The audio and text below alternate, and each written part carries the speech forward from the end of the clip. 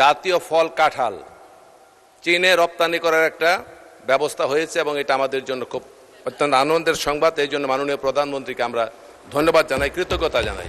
AKM Fazlul হক মিলন একটি সম্পূরক প্রশ্ন করতে পারেন। মাননীয় স্পিকার, গতকাল আমরা জানতে পারলাম মাননীয় প্রধানমন্ত্রী আমাদেরকে একটা সুন্দর সংবাদ দিয়েছেন। সেটি হচ্ছে এই জাতীয় ফল কাঁঠাল চীনে রপ্তানি করার একটা ব্যবস্থা হয়েছে এবং এটা আমাদের জন্য খুব অত্যন্ত আনন্দের সংবাদ। এই জন্য মাননীয় প্রধানমন্ত্রীকে আমরা ধন্যবাদ জানাই, কৃতজ্ঞতা জানাই। আমার এলাকা কালীগঞ্জ এবং গাজীপুরে প্রচুর পরিমাণে কাঁঠাল উৎপাদিত হয় এবং এই সিজনে যখন এক সমানে কাঁঠাল পেকে যায় সেগুলো অনেক কম মূল্যে আমাদেরকে বিক্রি করতে হয়, কারণ দূরবর্তী স্থানে নেওয়া খুব কষ্টকর হয়।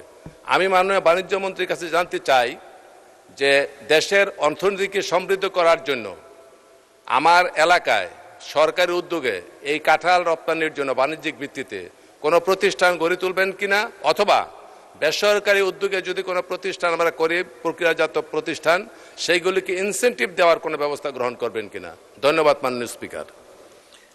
মাননীয় বস্ত্র ও পাট প্রতিমন্ত্রী শরীফুল আলম। মাননীয় স্পিকার, আপনাকে ধন্যবাদ।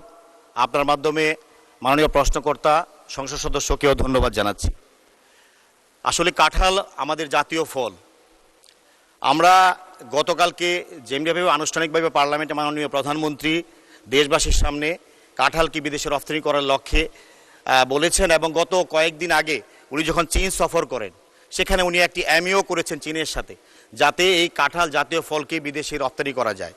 মাননীয় সংসদ সদস্য যেই এলাকায় বসবাস করেন এখানে যেমন কাঁঠাল অনেক বেশি, পাশাপাশি আমার নির্বাচনী এলাকার পাশে স্বাস্থ্যমন্ত্রী মহোদয়ের যে নির্বাচনী এলাকা বেলাব মনোহরদী, সেখানেও প্রচুর কাঁঠাল হয়।